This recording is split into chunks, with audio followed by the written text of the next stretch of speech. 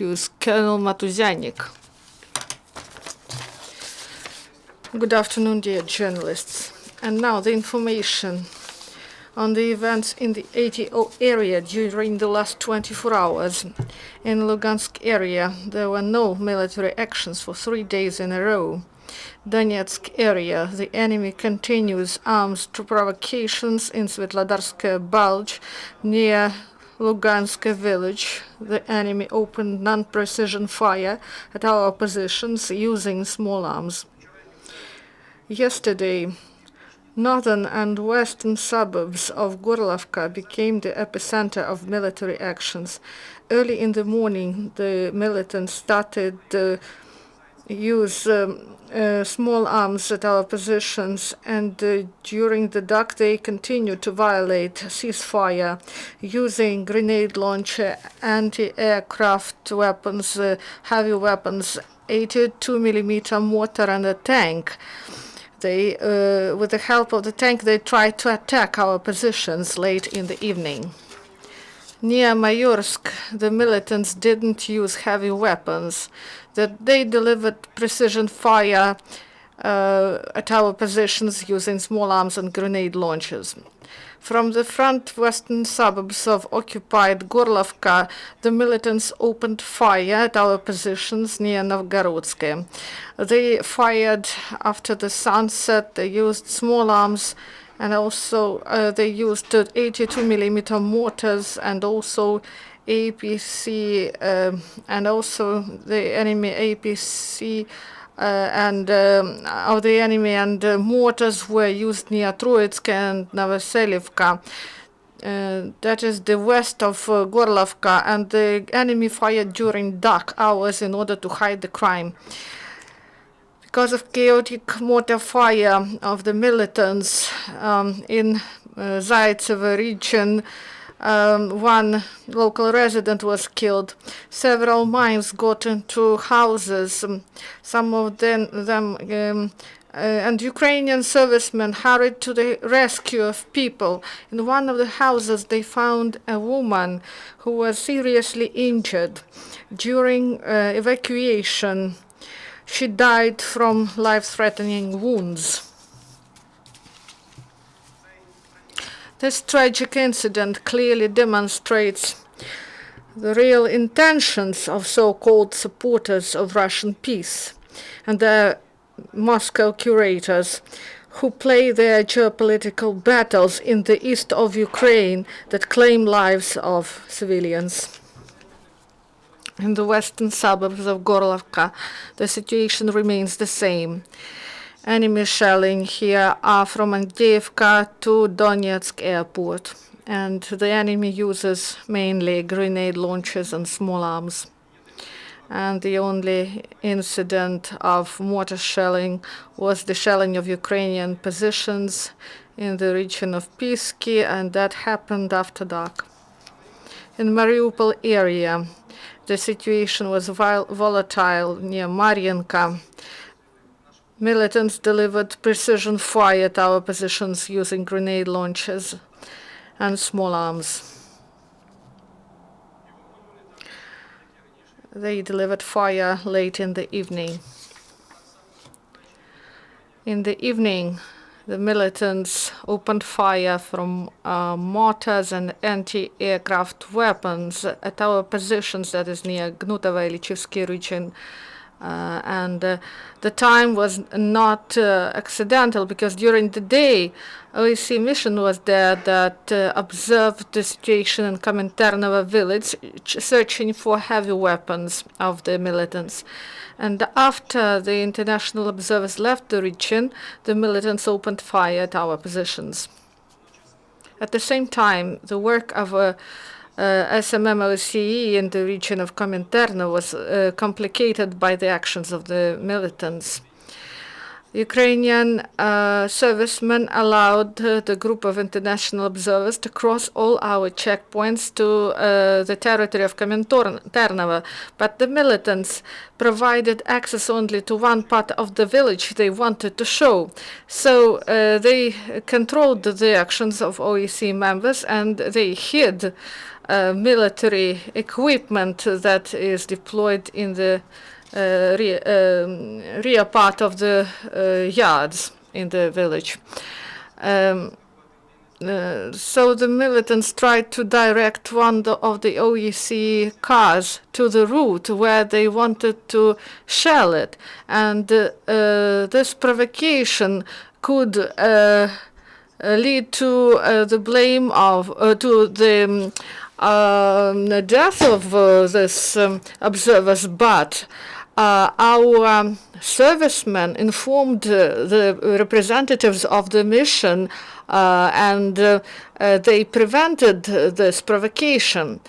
There were no drones in the sky of Lugansk and Donetsk Oblast. During the last 24 hours, one serviceman was killed and 3 were wounded. In Dobropilya, Donetsk Oblast, SBU officers and police detained a person who planned to carry out a series of terror attacks. It was known that the detained got training during May and July 2014 in Vostok Battalion, that is the part of DPR. And he was instructed by a person who is nicknamed like chemist, chemic. And he was trained in blowing bridges, how to use explosive materials, and how to create detonators from mobile phones.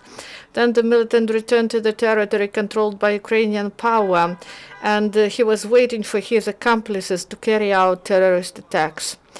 He is responsible for the attempted murders, and 2 civilians were heavily injured, and they confiscated 9 kilograms of plastarted detonators, grenade launchers, RPG-26, grenade F1, Kalashnikov machine gun, Makarov pistol, and cartridges of different caliber.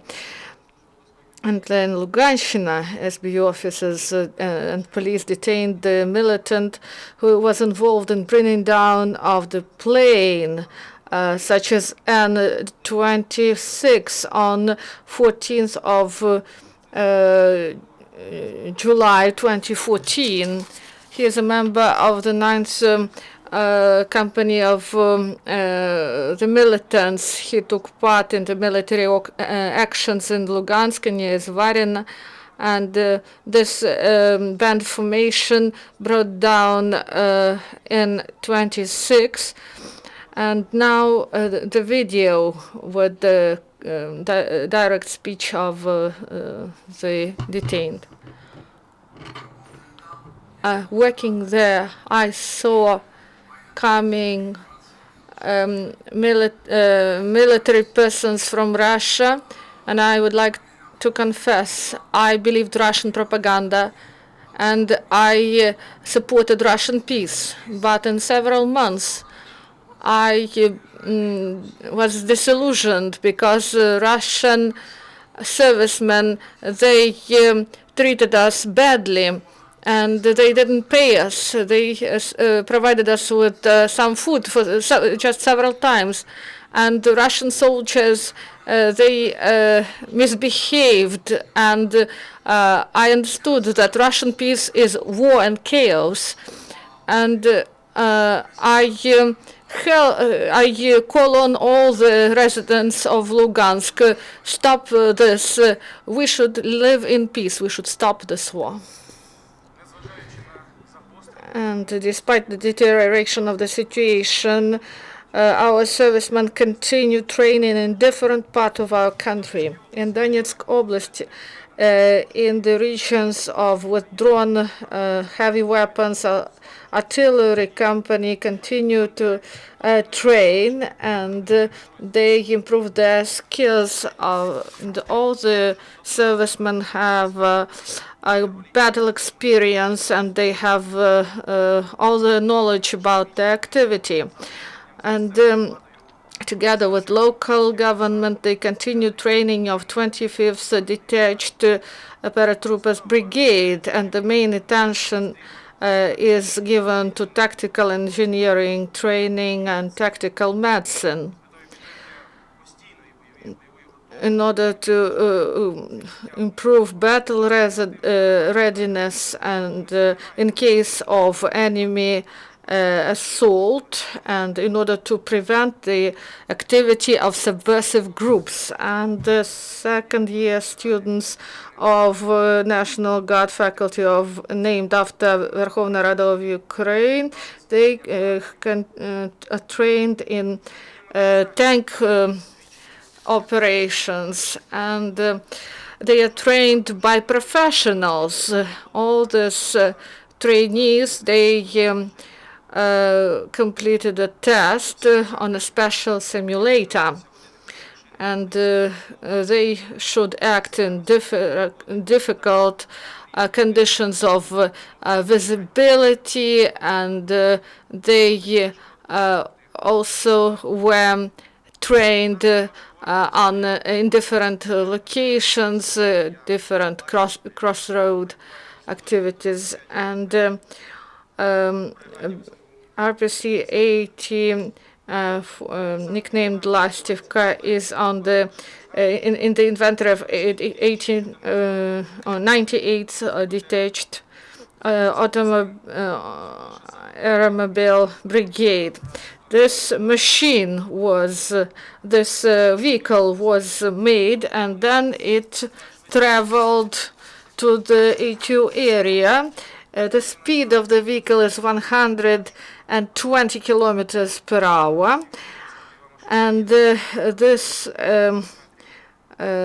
machine, this vehicle, was under shelling, and in all cases, during summer raid of 2014, this vehicle helped to help people. It brought tons of ammunition, food, clothing, and evacuated tons of our servicemen from difficult situations. And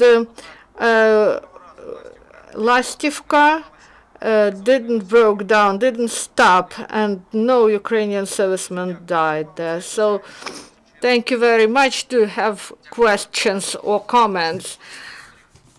Do you have some questions? Fifth channel.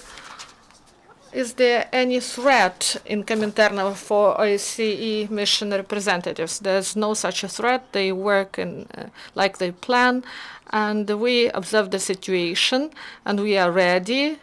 If we get the information that the militants want to carry out a provocation, we will inform SMM OSCE, and we will take all necessary steps in order to prevent any provocation of the enemy. Thank you. Do you have any other comments or questions? Thank you, and goodbye. This was the briefing, and we wait for you tomorrow for our next session.